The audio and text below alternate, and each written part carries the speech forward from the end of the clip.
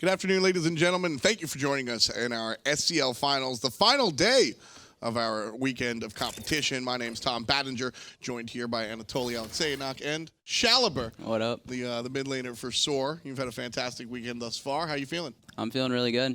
Best I've ever played at a LAN. Yes, absolutely. I think the analysts will all agree.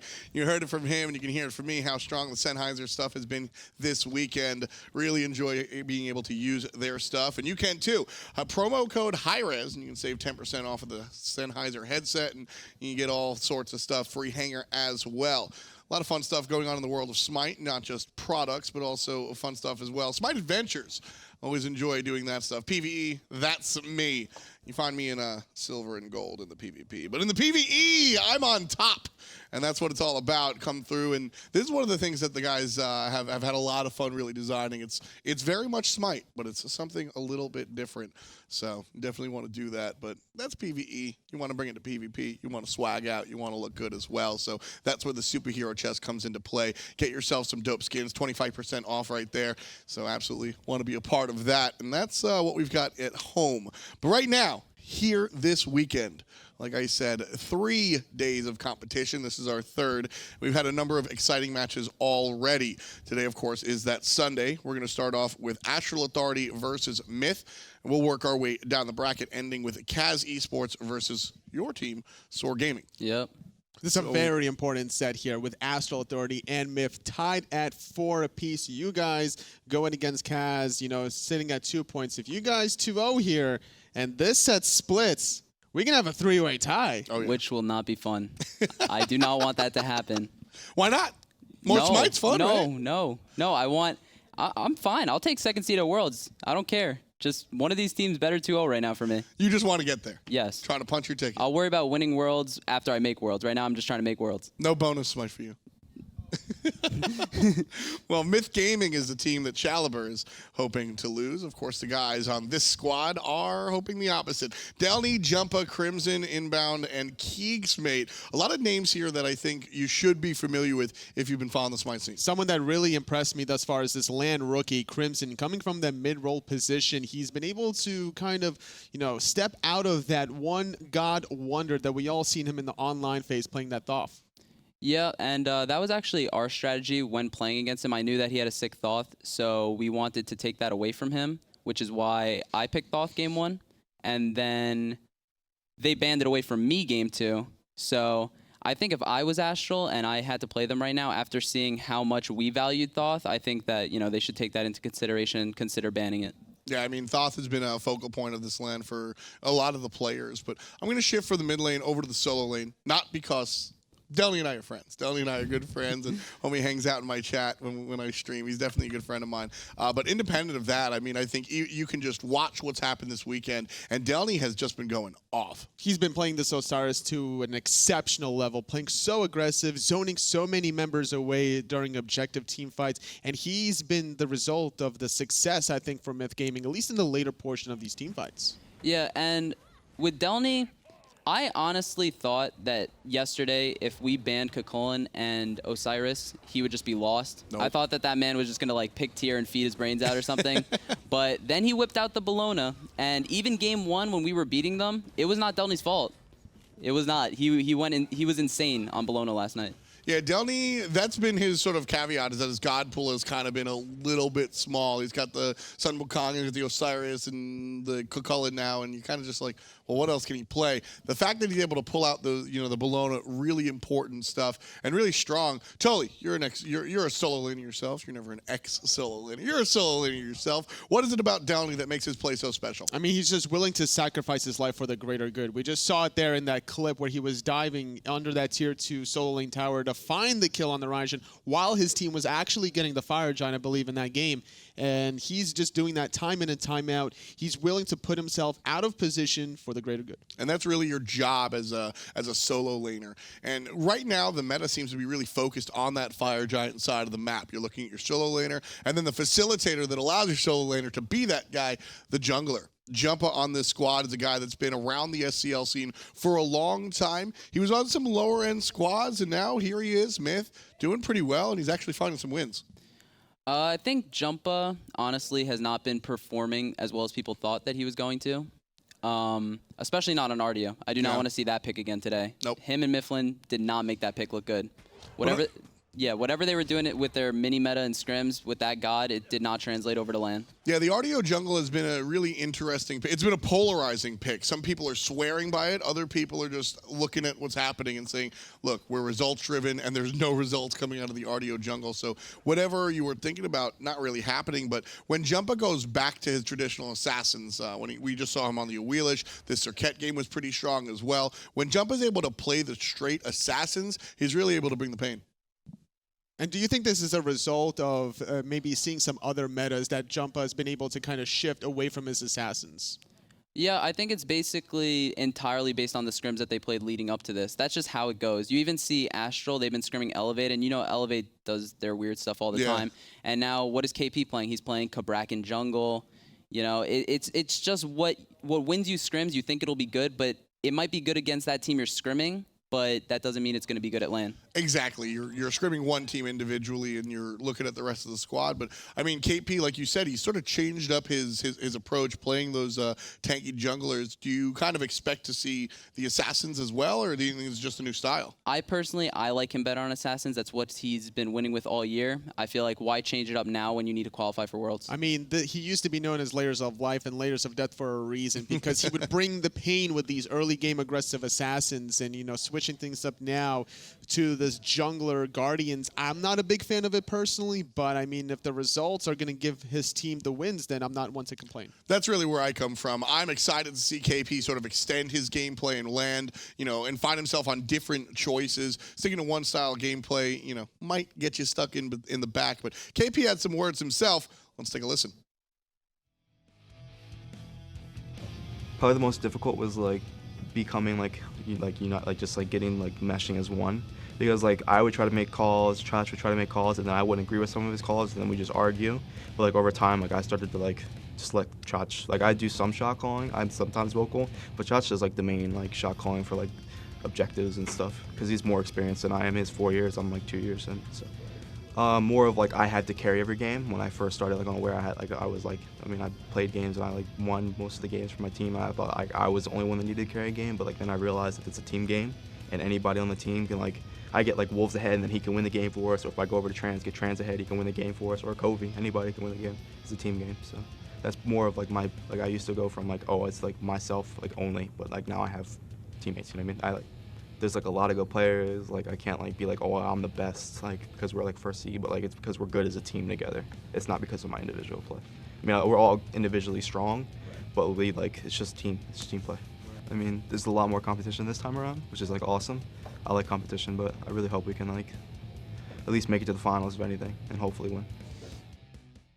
Biggest change for KhaoticPurpose there is when he realized it's not just me, it's about the team.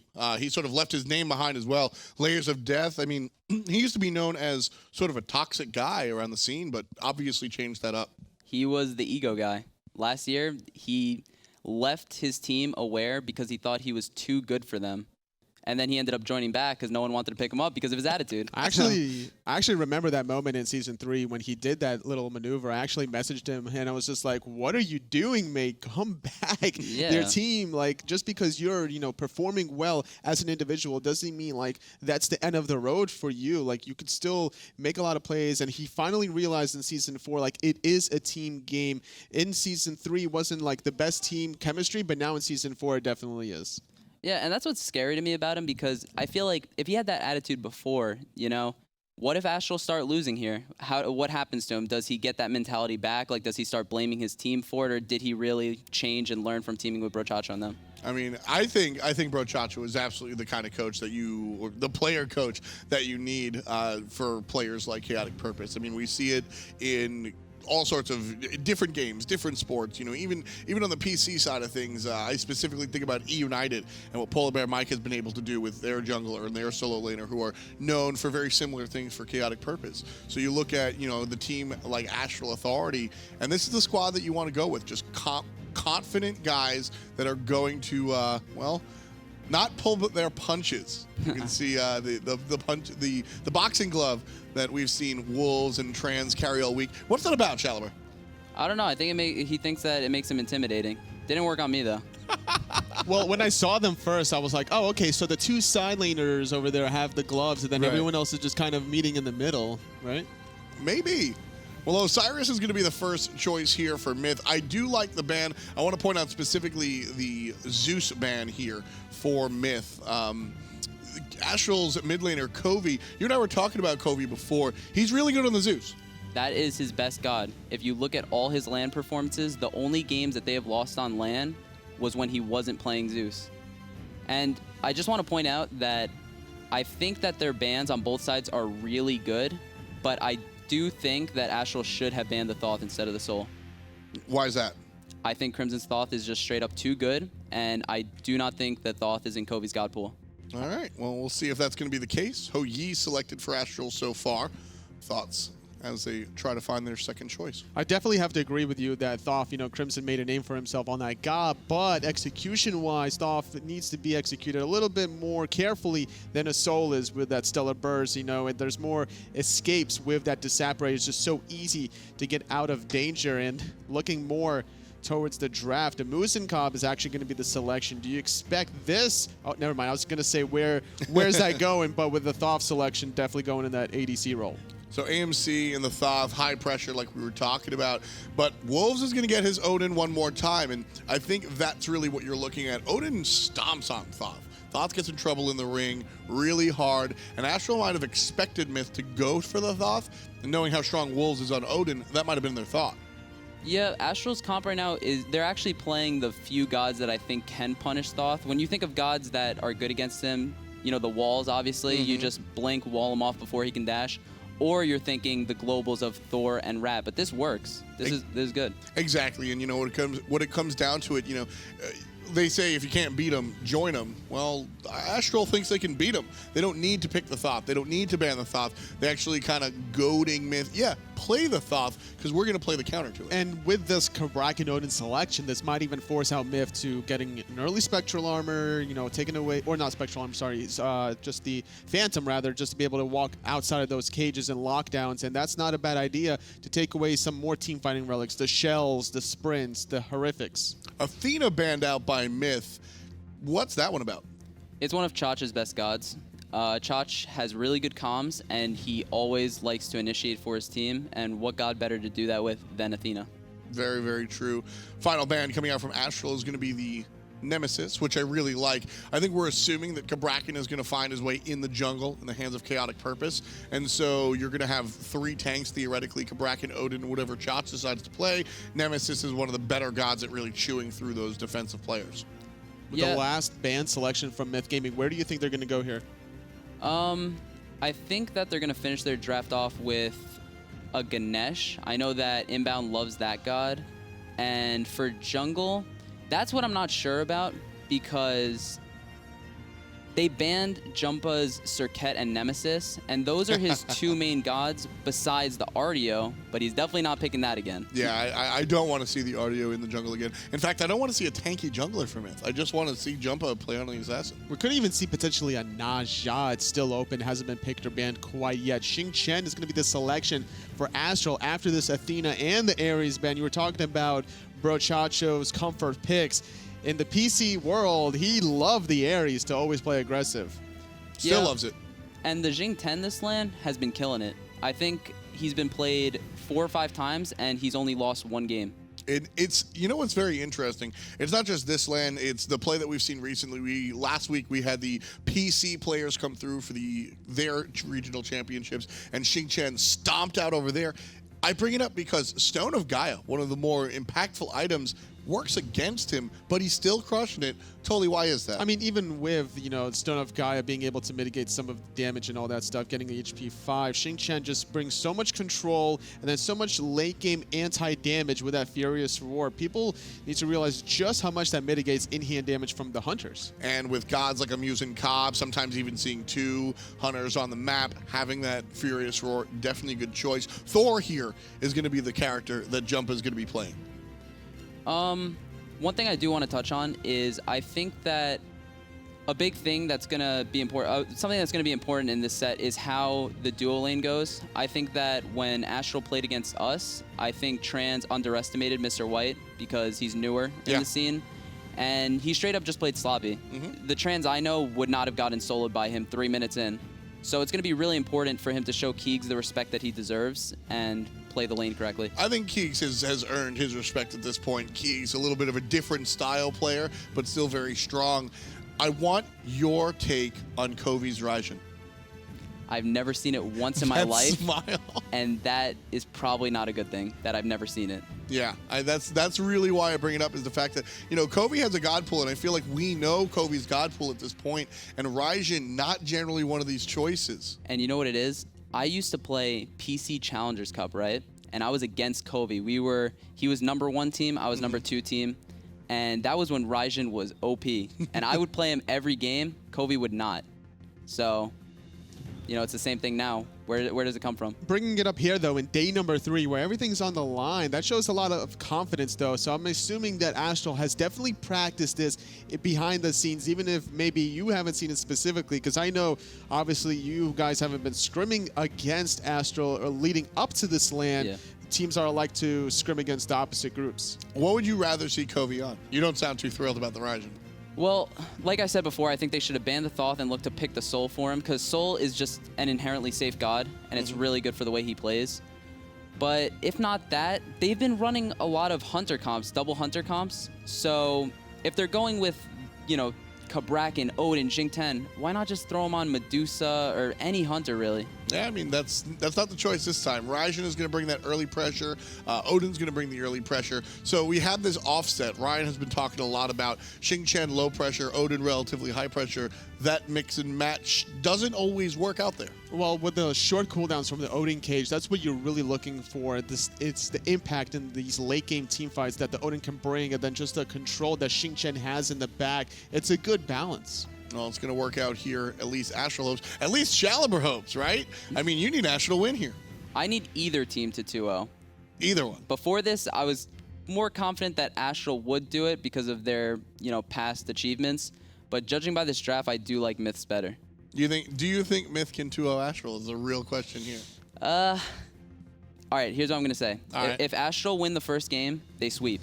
If Myth win the first game, Astral will come back the next game and it'll be a split. That's no good for you. It's not good for me. That's no bueno. I'll be very mad.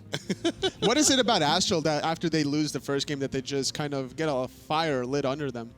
Well, they'll probably just realize what they did wrong. Brochacho's really good when he loses at figuring out what happened, and I don't know. I think when they lose, it just gets them angry, and it, you know, they just come back stronger.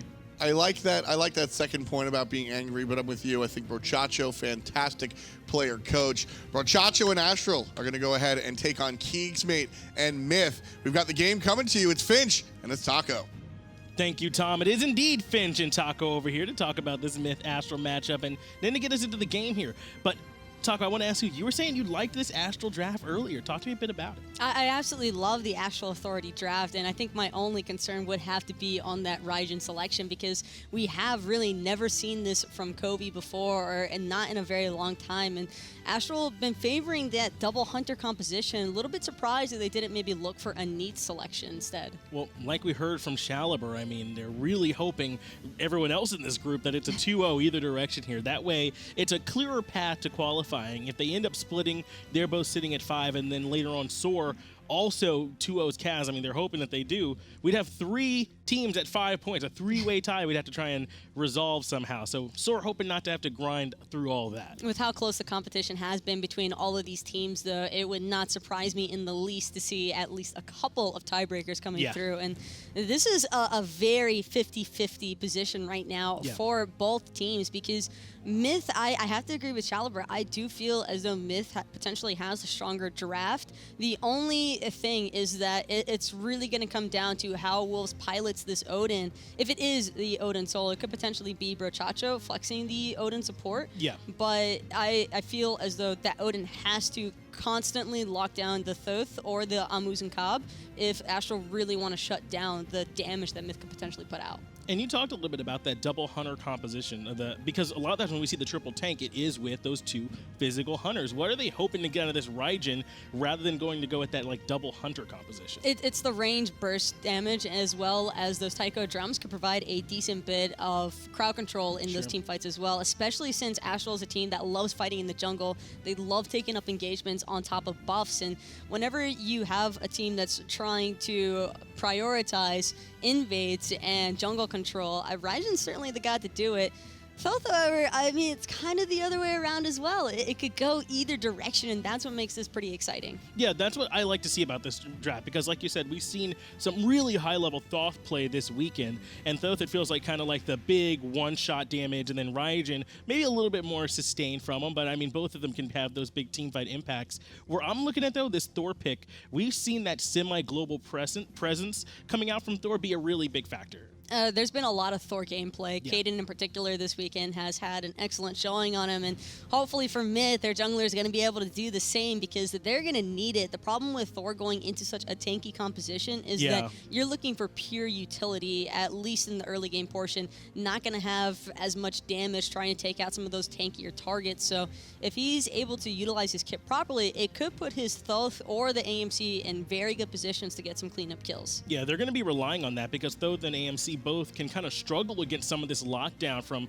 Cabrakan and Odin. They're not really leapers. They're more like, well, Muzen doesn't really have any movement. He kind of moves a little bit faster is kind of what he does. So hopefully they get enough out of this Cabrakan Odin and they can create some problems for that backline for Myth. I'm expecting the Cabrakan to be entirely for KhaoticPurpose here. I mean, there's no way that that's not going to be KP's god, and I would like to see him opt for the Blink first relic. That way he could apply a little bit more pressure onto that Thoth AMC early on. More particularly the dual lane. I think Keegs will probably be the most punishable member from Myth. The Thoth will be a little bit harder to capitalize on because I'm expecting the Ganesha to just be hanging around him at every single corner, every single objective and camp. And when you have to worry about that silence from Ganesha, it kind of cancels a lot of what Cabrakan's trying to do.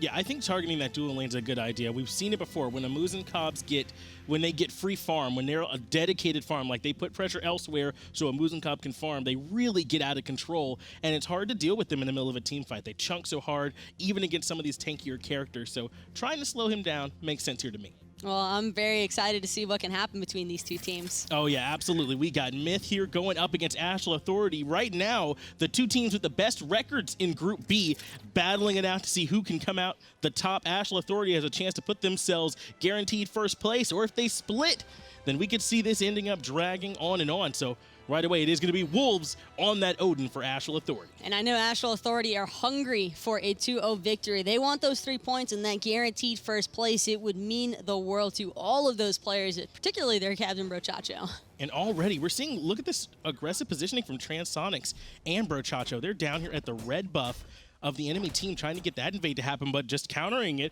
is Keegs and Inbound. So in the end, it'll essentially be a wash as those two are hanging out together. The thing is that Keegs and Inbound actually have better level 1 clear, even though Transonics is playing the Hui. Xing can kind of struggle in comparison to the Ganesh clear from the support.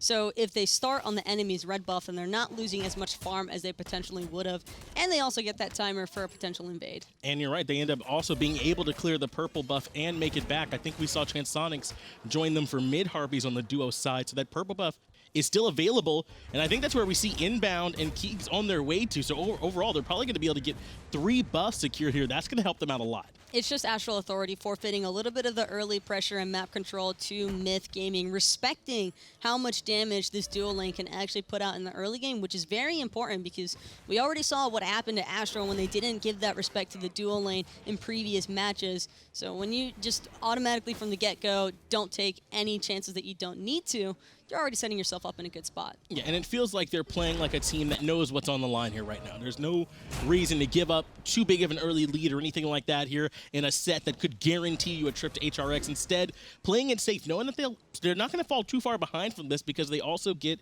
the Oracles. They also got those mid-Harpies, so they should still be okay. And for Myth Gaming as well, this is a team that's actually come up and risen through the ranks and actually gained a lot of respect here at this LAN. because most people were kind of just shrugging them off before. Then the addition of their Hunter KeegsMate replacing Keji, I think a lot of people just recognize this is a team that has the chance to perform, and so far they've done a pretty solid job at that.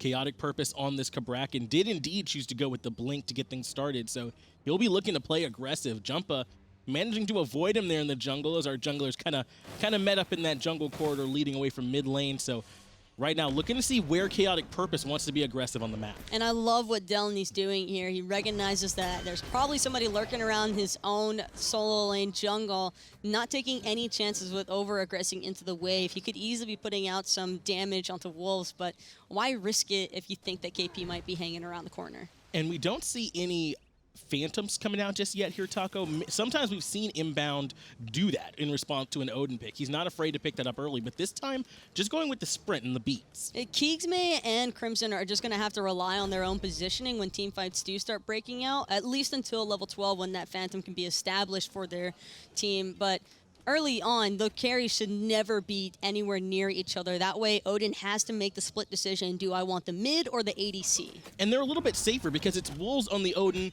in the solo lane. Before, we've seen sometimes Odin support where you have to react to a little bit earlier, but now they're hoping that they won't have to worry about it too early on. The Ohm, though, comes down to Brochacho. The Sun's coming out from Transonics in respawn. The up-down to try and lock him down in it. Already Keegs is on the run, but not fast enough. Transonics gets first blood. Inbound. You're not going to be able to get away either. 2 quick kills. Go over to the Hunter for Astral Authority. That is the start that you want to see for Astral Authority if you're a fan of the team, because Transonics with a double kill early on is probably one of the last people I want to see on this team with a lead. No, that is scary if you're on Myth Gaming. Already the dual lane for Astral Authority putting it to Myth Gaming. Because it doesn't mean too much in terms of the overall gold lead, but the duo lane of Keegs and Inbound are going to have to watch out. Where that fight goes downhill, though, for Myth is just the AoE spread damage of those Suns from the Coviiii ultimate. They weren't really trapped inside of it, but it was clearing the creep wave. And so they were worrying about some Archer damage coming in. And Archers, when the first couple of levels, those guys can really pack a punch. Yeah, they swing. And so you got to make sure that you're watching out for that minion damage to KeegsMate. Inbound taking a spill there, but it's not all doom and gloom. Yes, that's a rather impactful person to put it on, but Myth Gaming, I mean, if a Muzen Keegs can continue to farm, he can certainly still hang, but Transonics already getting those gloves stacked. And that's where the massive disadvantage comes into play. Because of that double kill in the first blood, Transonics gets enough gold to just finish off those Devourer's gauntlets. And nice play there by Brochacho, actually stealing away one of those oracles from Keegs. And the important part as well is by the time Transonics finishes his boots, because he should be playing this lane relatively safe now until he can get those boots online, Keegs is not going to have any stacks in comparison to Trans, who will be around 50 to 60 stacks by the time he gets his items online. Yeah, that is a little bit of bad news for Keegs, though. You're right. How far he'll be behind in those stacks is a big chance for Transonics to try and rotate and have bigger impacts early on. And you're right, that ultimate that comes out from that Coviiii Suns, those are big, but actually what's big is KhaoticPurpose blinking over the wall. Inbound is just locked between 4 members. Wolves ends up getting credit for that one. 3 unanswered by Astral Authority. That was an incredibly unfortunate Thor wall as well from Myth. Jumpahhh really wanted to try and help out his support, but instead ended up trapping him on the other side of it, and Inbound just could not get that dash off to get away. And that was the blink you were talking about from KhaoticPurpose, man. He came over the wall and helped set that up. Brochacho now jumping in. KeegsMate getting rooted down. He's in trouble. Already the damage comes in. He just tries to turn it back, but it's not enough. KhaoticPurpose now with the kill landing in, though, is Jumpahhh. Jumpahhh is mostly just there to drop the stun, though. He can't really get too much poke out onto Transonics or really pursue a kill, since Trans still has 2 members from his own team lurking around, and Astral Authority spreading the map so hard right now. That's exactly what's happening. KhaoticPurpose all the way over here in duo lane creating problems for Keegs along with Brochacho. These Guardians providing so much control. Brochacho over the wall, actually. Big play for Crimson. He solo basically gets that done solo. Wow.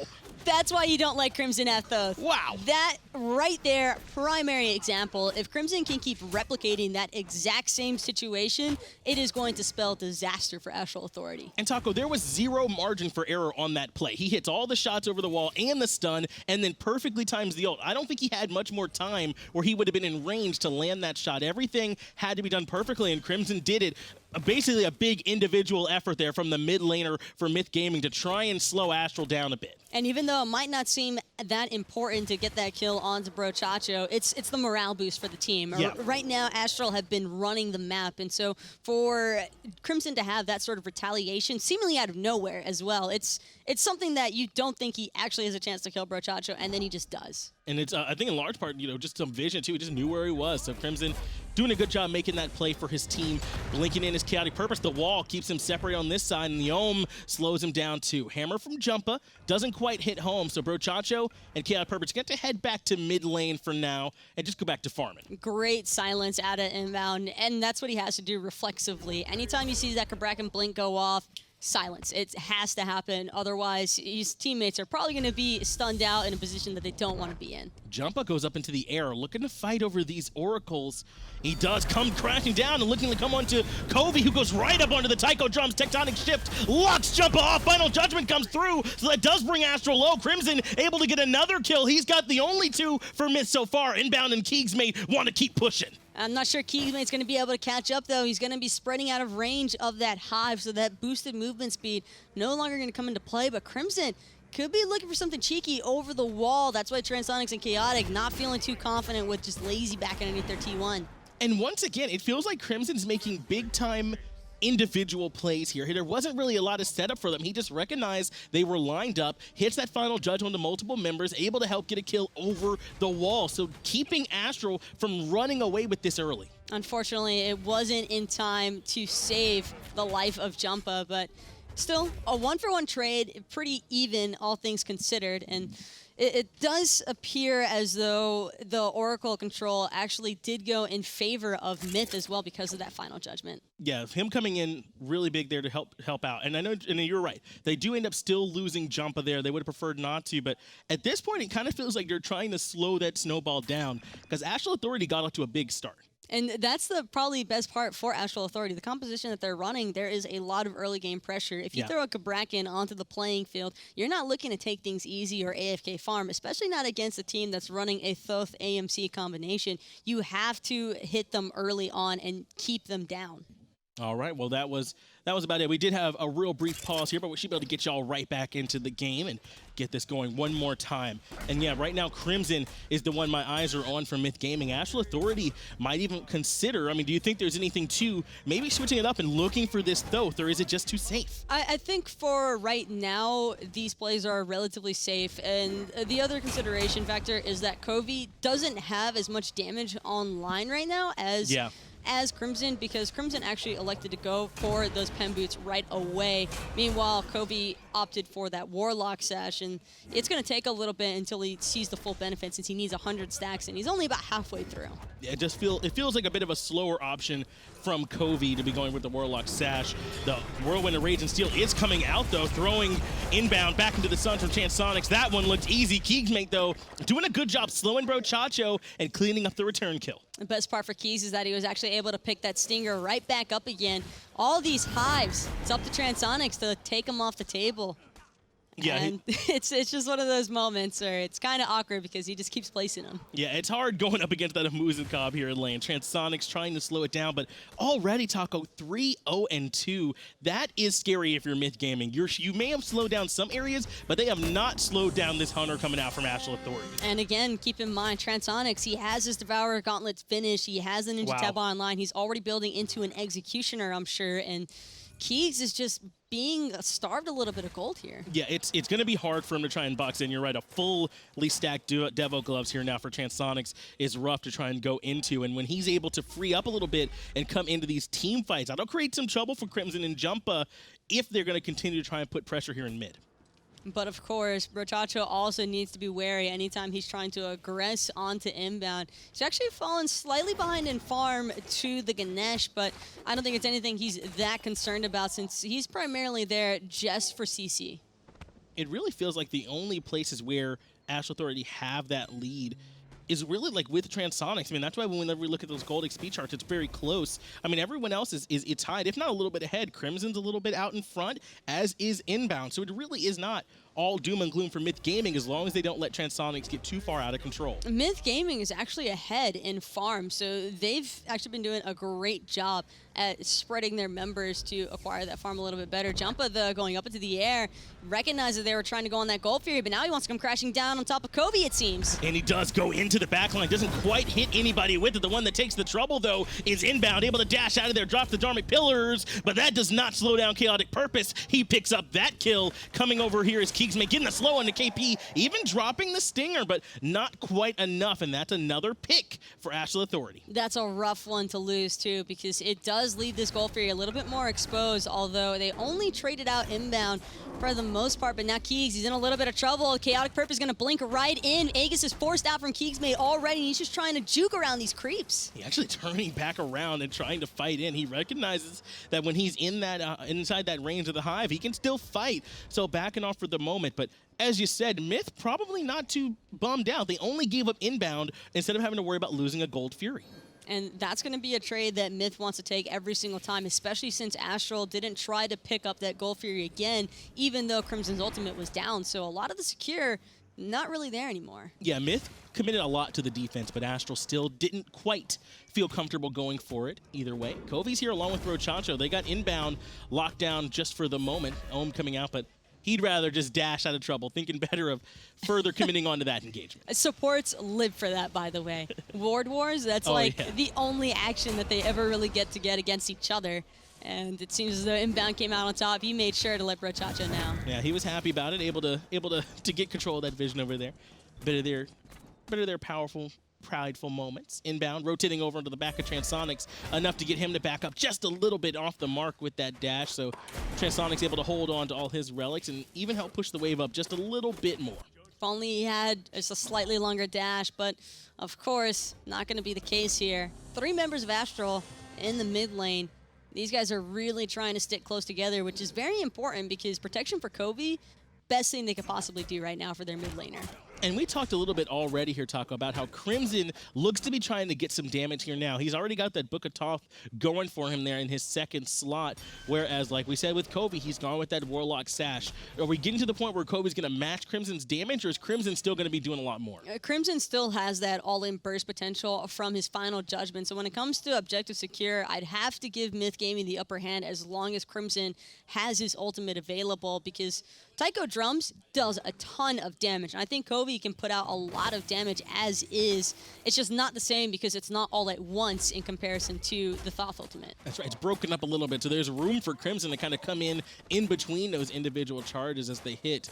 Astral Authority coming over to get the Oracles, and it looks like they don't want to do anything more. They pulled that first Gold Fury, and Myth Gaming were ready to respond. They were there right on time, so I think that's kind of gotten Astral slowing down a bit. And like you said, they're actually really not out in front here in this game. Astral really are playing this game with discipline, and that's going to be purely off the shot calling from Brochacho. He loves having his team work in a highly coordinated fashion, and that's exactly what we're getting from Astral Authority. Astral pushed their limits. They wanted to see how Myth Gaming would respond, and Myth had some very decent responses, picking up some one-for-one trades, and with that in mind, Astral are just going to probably wait it out until they know that they can pressure the advantage in a fight. Yeah, it looks like it's really been a clear effort from Astral. Almost all the deaths right now are on either Inbound or Keegs. They've really wanted to slow down this dual lane from Myth Gaming, and they don't want it to be Keegs that ends up beating them. The problem is, though, that Crimson is doing just fine there in the mid lane, so really the plan to focus didn't quite work. Brochacho, though, looking to focus out Crimson. But they were able to pull his Purification Beads, which is huge, as is Inbound, dropping the Dharmic Pillars, but now he's got nowhere left to go because Brochacho already swiped him up, and it's going to be Brochacho getting the credit for the kill. Brochacho is the one that takes the kill. We've got a solo fight happening over in left as Jumpahhh continue to pressure in mid. He takes down KhaoticPurpose. The wall keeps Coviiii from pushing in. In fact, Coviiii uses the beads in response, so that's a relic that he won't have as Delnyy fights 3 in mid. And Delnyy, though, he's got nowhere to go. Coviii's taking out huge chunks of his health, only has that physical protection at the moment, no magical defense, so Coviii's having his way with him. And that's going to be the Lord of the Afterlife now being used by Delnyy, so he won't have it. And that was all Astral needed to come over and pull this Gold Fury. Wool still has the cage available here too, Taco, so if he wants to isolate them with it, he can, but no one's really in position. They should be able to take this Gold Fury relatively free. And it's actually Keegs who's in a lot of trouble right now. Crimson, though, going to be able to find Brochacho Brochacho on the backside. Keegs is no mana, but he's trying to chase this. Should be an easy one for Transonics. Yeah, Keegs going in a little bit too aggressively there. I perhaps expecting the rest of Astral just back off after getting the gold free, but instead they came barreling in, cleaned up the kill onto the duo lane for Myth Gaming, and now that the Gold Fury, Astral have their first bit gold lead here, only about 800 or so gold, but it's the beginnings. And Chaotic, he wants to prevent this Portal Demon from going down, not necessarily at all costs, though. He's the only member from his team alive right now on this side of the map, and it's going to actually be the secure from Myth Gaming along with Jumpahhh taking out Chaotic. Yeah, KhaoticPurpose went in, but Myth Gaming really wanted it. The Tier 1 tower in left falls as Transonics didn't rotate over. In fact, now pressuring this Tier 2, but they committed several ultimates there to secure KP and that Portal Demon. Crimson, though, rotating in on the back, already used the dash. I love this attention to detail by Crimson, not allowing Transonics to just freely farm out that dual lane tower, but of course, it's already taken a massive amount of poke, and Transonics, he's level 16. He is huge right now, fully built Executioner. Jumpahhh, maybe thinking twice about dropping that wall into Coviiii. They were able to take both the Oracles, were Myth Gaming. Coviiii getting a little damage onto Jumpahhh over the wall, but correct me if I'm wrong here, Taco. We still really haven't seen a big full-on team fight that I don't think just yet. And considering how big Transonics is, once that breaks out, I mean, I'm thinking that I might favor Astral in that fight. Most of these situations have been 2v3s, 1v3s, and the like. It's never really been that full-on team brawl that we're accustomed to seeing, but we're only about 18 minutes into the game. This should be the stage where teams start breaking away from those laning phases and actually just start looking for the frags. Coviiii is rotating over. Delnyy now taking a little damage from that Raijin. Lord of the Afterlife was forced out early. Wolves thinking about following him in, but wasn't ready. Jumpahhh was, though, crashing in. Already the cage dropped down. More Wolves is here. Coviiii is on the taiko drums, locking him in with the tectonic shift. It's Inbowned, who's the one that's taking all the damage. Brochacho rotates in, throws him back into the team. Inbound still alive for the moment, but gets taken out. There's only so much that Inbound can actually do right there. Between the Odin ring and then the Cabrakan wall shortly after, there is just no escape for this Ganesh. No, he's had a rough time over here in this game. One more time, though, Crimson with the damage over the wall. Transonics still up into the air, comes back towards his team, but Jumpahhh ready with the hammer, and that was Crimson one more time. But they were able to force the purification beads from Crimson. That's going to be an important pickup because Crimson, for sure, has made himself a notable target for Astral Authority. Yeah, you got to be watching out for this Thoth pick. I mean, he's been all over the place. If there's a wall near you, assume Crimson's on the other side of it, trying to hit you with damage, because that's how he's been playing this game. And that's the craziest part, too, about Myth, is they just drop their wards in such random places to allow their mid laner to have that visibility and make sure that he can just get out as much poke as possible. And he's been doing it. Keegs responding with that Tier 1 tower in duo lane. That one finally came tumbling to the ground.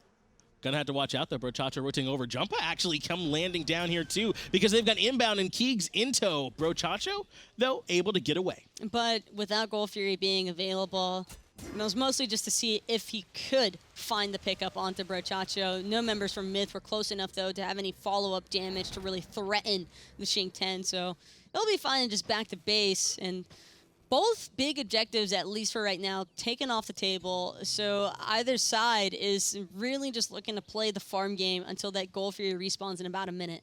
And I've been talking a lot about how well Crimson's been playing, but Taco, Jumpahh's been looking good on this Thor so far for Myth Gaming, too. I mean, using these ultimates to set up for the rest of his team to try and bail him out when he can. Looking to contest the speed buff is Astral Authority. Delnyy rotating in on the backside of the team fight here, too, but everyone, for the most part, looks like they'll be able to get out if they so choose. Transonics, though, he might not be done just yet with Inbound, trying to get some poke aggression onto him. Wolves, I believe he was looking for the cage there, but that's going to be a quick stun stop by Crimson. Delnyy is on the back end of this team fight. He came into Transonics to force him back. Inbound, though, once again, the one taking the damage, able to dash through the tectonic shift, though, is the Elephant. Jumpahhh lands down, stuns 3, and gets him knocked up. Transonics, though, raining down the Suns. And it's going to be Delnyy just trying to get out through these Suns. Transonics going to get a nice stun onto Delnyy with that ricochet. Now Lord of the Afterlife being forced away, but Inbound, nowhere left to run, but everything is just so much chaos. Right now, Jumpahhh jumped in, trying to get Transonics, who was low, but instead ends up taking down KhaoticPurpose. Transonics returns with the ricochet onto Inbound. 1 for 1 here so far. Support fell for jungler. Delnyy is hanging around the back end of the fight, but it's only Brochacho and Coviiii, so he can't go in.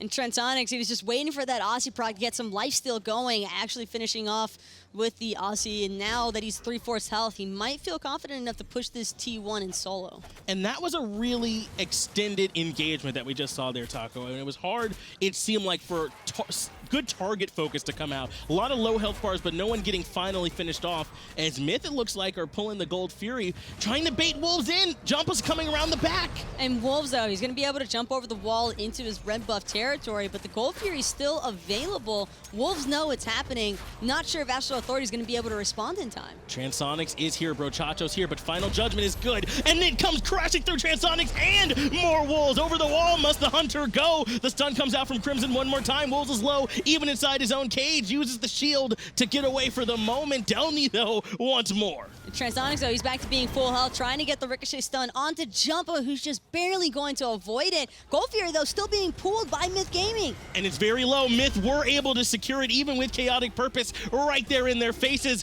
In fact, he's gone. Keegs ends up getting credit for that one with help from Crimson, so they take the Gold Fury and the kill, now up about 1,500 gold. And this is the Myth Gaming that you have to respect. These guys, just such great execution there, pulling the Gold Fury at the same time, keeping the attention of Astral Authority spread to 2 different places because of their zoning. And this is what we're seeing right now. Myth Gaming are looking really good up against Astral Authority. I mean, coming into this, we kind of thought they might walk through some of these group stages here, Taco, but instead, everyone has shown up to play. In particular, this Myth team, as you said, after getting Keegs, they've looked revitalized, but Inbowned still is in trouble. He's deleted. Jumpahhh comes actually jumping in, unable to take away the Portal Demon. In fact, now he might lose his own life for it, and he does. Now it's Keegs who's in trouble. This team fight's turned into a nightmare for Myth Gaming. 3 members have fallen, double kill for Wolves, and now a 4th has fallen as well. One by one, like lambs to the slaughter, Myth Gaming just getting taken out by Astral Authority. It all started off with Inbound just being a little bit too far up without his team to back him up, and of course, Astral Authority, you make mistakes like that against this team, they are way too seasoned to not punish you for it. Yeah, this Fire Giant looks like it is something that could be taken. Crimson does have Final Judgment available, but he's been zoned away by more Wolves. And right when we start talking, Taco, about how clean Myth Gaming are looking, they make a poor play here, it feels like, over at the Portal team. It's the caster's curse. Yeah. I'm pretty sure we just jinxed that entire team in one moment, and I apologize sincerely because I love watching some great Smite action. This game has been so back and forth between these 2 teams, and it only takes a moment of lack of focus for things like that to happen. And that's what it felt like to me. It felt like lack of focus. Inbound was out of position. Okay, we lost Inbound. But instead, Jumpahhh comes crashing in, and then comes in Crimson as well, and they end up getting locked into the control that this triple tank comp can provide for them. Astral Authority played the fight perfectly as it came to them. They get the Fire Giant now. They're up 2,000 gold, and there's still plenty of gold to be gotten from the tier 2 towers that are left up for Myth Gaming. And it was just, again, all too easy for Astral Authority after they got Inbound so incredibly low. By the time Jumpahhh and Delnyy had made the rotations to try and help out their support, it was way too late, and everybody just could not feel for each other. There just wasn't a way to keep them alive. Astral Authority looking to take this tier 2 tower over and right. They've got 4 members on this side of the map. KhaoticPurpose pushing the lane into mid tower to try and split focus for Myth Gaming. Crimson, as he's done all game, lurking over the wall one more time to look and see if he can use his glyph to find a long-range stun. Not quite on the mark for Brochacho, but this tier 2 tower has already fallen. Keegs, though, is split pushing here for him, Taco. And that's what Keegs needs to be doing. He knows that Astral Authority is going to keep pushing in. Delnyy, though, could be in a really bad spot right now, trying to use that Osiris passive to get away. Great Final Judgment, though, ripping through Astral. Inbound, though, once again is very low. Inbound, once again, is gone. Double kill comes out for Coviiii. Wolves has Crimson trapped here on the backside of the fight. Jumpahhh actually does find Coviiii on the back end, but pays for it with his life. KhaoticPurpose takes Crimson as well, looking for the stun. Preemptive bead comes out from Keegs to keep him alive, but it feels like it's only for the second. Jumping over the wall, cleaning him up, taking him down is Transonics. Now it's the Phoenix on the right-hand side, deicide for Astral Authority. And deicide might actually mean the end of game number 1. Astral Authority, they still have 4 members. Transonics, no ultimates available. They're not going to need them. They're going to have a creep wave pushing in alongside them pretty soon here. And sure enough, Astral Authority bringing it in game number 1. Astral Authority coming in, and they have this Titan low. Inbound is here, perhaps the least impactful member to try and defend up against 4. Unable to. Astral Authority take game 1, a game that they desperately needed. And Taco, did it really all come down to that one play? It really all came down to that one play Wow. at Portal Demon, and that's what happens in competitive when you're facing teams like Astral Authority. It just takes one mistake, one brief moment of misplay, and it all comes crashing down on you. All your progress that had been happening for the previous 20 minutes is absolutely nullified. It just means nothing. And if you're on that Myth Gaming roster, you can look at that one of two ways. You can say, wow, I can't believe we just potentially blew our spot HRX in one play, or we were just that one play away from Astral, the top team, come back in and refocus in game 2. How are those minds going to be looking going into this next game, though? I think as a competitive player and looking at it from the player perspective, Myth Gaming should be fueled right now because they came that close to taking the game off of Astral Authority. It was a very even match up until Astral were able to break away. It was also just a really unfortunate spot to lose a fight at because of the Portal Demon, and since Astral was able to secure that Portal Demon, they immediately came running back through for the Fire Giant. That's really, it was just the timing and, like you said, where they lost that fight. But actually, let's go ahead and get it over there to the desk. Let Tom and the others break it down. Thanks a lot, Finch. Thanks a lot, Taco. Game number 1. Well, that was explosive.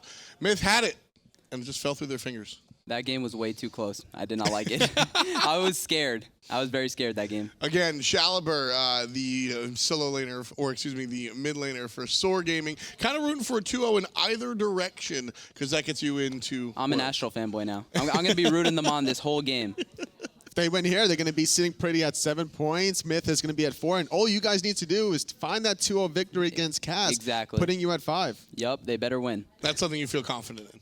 I do. I think that they're going to be fueled from this momentum now. I think that IMOM is going to, Myth, sorry. I feel like they're going to be a little bit like, you know, what happened? How do we lose that? They got their Thoth, and they still lost with their Thoth, and that was huge. And Crimson was crushing it with the Thoth. He was really making plays. The key word, Shaliber said, is momentum. The energy right now in the arena from both of these teams, you could just hear them screaming at each other here.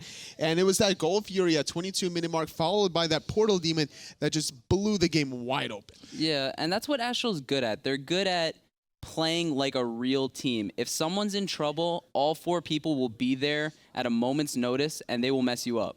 We were talking about the draft earlier, and really one of the key points was the Cabrakan right here. Wow, look how beautiful that is. The walls came into play so often. Jumpahhh would come in, he'd hammer, and then he'd just be stuck behind Cabrakan tunnel. There was just too many relics down after that Gold Fury fight that it was so easy for KP and Co to just really take advantage of the rotations from KhaoticPurpose early on in this game. He was a part of, all of these kills, I believe, in the first 4 at least. And, getting people locked through, obviously you can't lock down the Ganesha with that dash, though. Something interesting as we watch both of those replays, you notice something in the background? After the play's over, Jumpahhh lands down and doesn't hit anybody. And I think that was a really big problem for Myth. You were even cautious about him on the Thor, on any character in the picks and bans. I'm telling you, this LAN, he has not been looking good. Every single game. The only game he looked good was the game that he beat us, and even then, it might not have been him. He's just, I don't know. I don't know if it's nerves or whatever it is, but he's not playing like he did in the online split. He's a better player than that. I think everyone's just in Jumpahh's head at the moment. When he was in the sky around his own purple buff, looking to land in the back of those oracles, it was spotted out by Astral. They actually were prepared for it. Coviiii goes into his ultimate in anticipation of that dunk and finding the, not necessarily kill, but getting him out of the team fight very early. Yeah, and in that situation, who does Jumpahhh land on? If he tries to land on Hou Yi, he's just going to jump it. He can't land on Raijin because he's in ult form. Brochacho was he was also CC immune. There wasn't a good target, but he also didn't wait it out long enough. He could have been more patient with it. I think he just wanted to help his team fast, and that was bad. Yeah, and it was pretty rough because by no stretch of the imagination, by saying Myth threw this game all by themselves, they certainly had a bad fight, and again, I think Jumpahhh was a big part of that. But the key was the right side of the map. Again, for Astral Authority. Odin and Cabrakan just did too much work. It was that fight that Wolves comes up with a double kill after the fact. Cabrakan picks up a kill as well, and everything just goes south from there for Myth. Too much control between this Odin Cabrakan, and then you add Xing on top of it. Like, how does Myth get out of that team fight without their relics that they had to use the previous minute? And the key to their success has always been Wolves and Layers. Yeah. They're an essential part of this team. And even me, like whenever I've played against these guys, the only games I have ever won against them this entire year was when I had Stormy and Kaden on my team, and they would get a first blood for me over there. Because I don't think that they're good at playing from behind. Astral is not used to playing from behind in solo lane. So if you can do that, then that's your best shot of winning. So heading